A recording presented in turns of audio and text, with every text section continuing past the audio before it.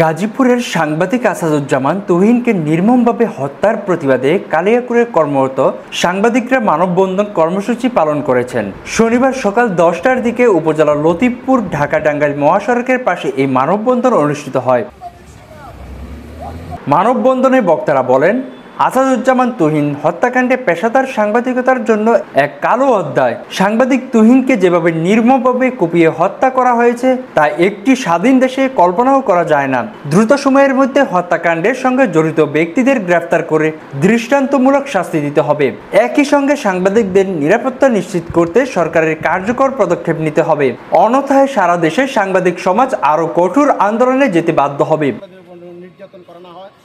সমাবেশে বক্তব্য দেন কালিয়াকৈর প্রেস ক্লাবের সভাপতি আব্দুল আলিম, কালিয়াকৈর প্রেস ক্লাবের সেক্রেটারি সেলিম রানা, কালিয়াকৈর উপজেলা প্রেস ক্লাবের সাবেক সাধারণ সম্পাদক আব্দুল আলিম ওবি, সাংবাদিক আব্দুল মান্নান, সাংবাদিক মীর সোহেল মিয়া, শহীদুল ইসলাম, জিল্লুর রহমান সহ আরও অনেকেই।